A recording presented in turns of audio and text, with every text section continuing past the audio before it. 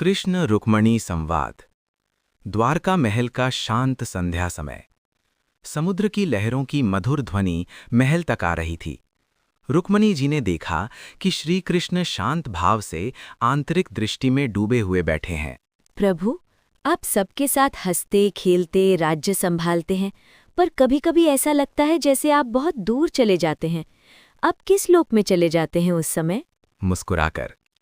रुक्मणी जो सब में है उसे कहीं जाना नहीं पड़ता, पर हाँ, जब मनुष्य का मन शांत होता है तब वह अपने असली स्वरूप के पास पहुंच जाता है।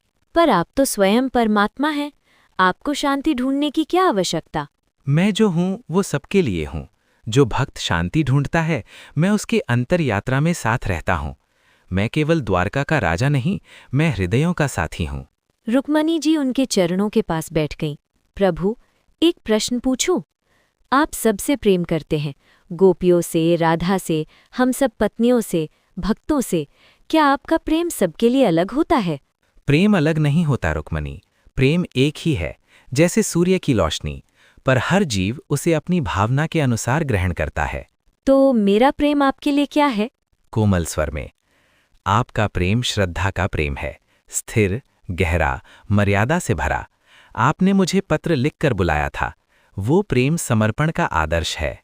मैंने तो सिर्फ आपको अपना पति माना। मुझ में ऐसा क्या था जो आपने मुझे स्वीकार किया? जहां अहंकार नहीं होता वहां मैं स्वयं आकर बस जाता हूं। हल्का सा समुद्री पवन चला। रुक्मणी, प्रभु, लोग कहते हैं राधा का प्रेम सबसे ऊंचा है। क्या वो सच है? नयन बंद करके। राधा प्रेम की पराकाष्ठा है, जहां मैं और तुम मिट जाता है।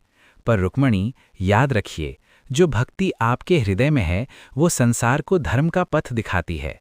मुझे कभी ईर्ष्या नहीं होती, पर कभी-कभी सोचती हूँ, क्या मैं आपको पूरी तरह जान पाई हूँ? हंसकर, मुझे पूरी तरह कोई नहीं जान सकता, पर जो प्रेम करता है वो मुझे पा लेता है।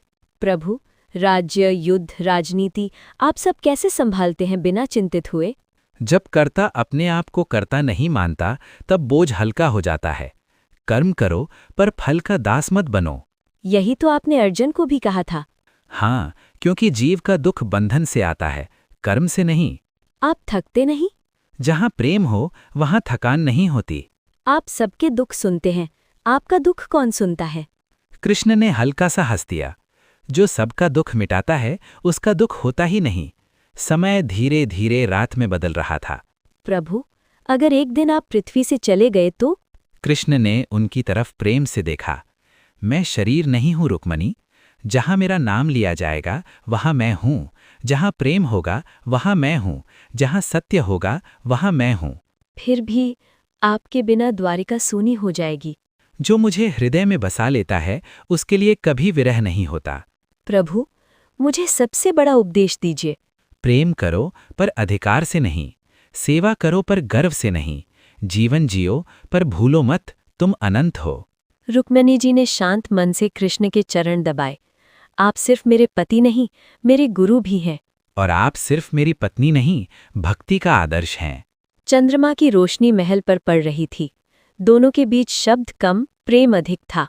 रुक्मणी, याद रखिए, संसार में सब बदलता है, पर जो प्रेम से जुड़ा है वो कभी अलग नहीं होता।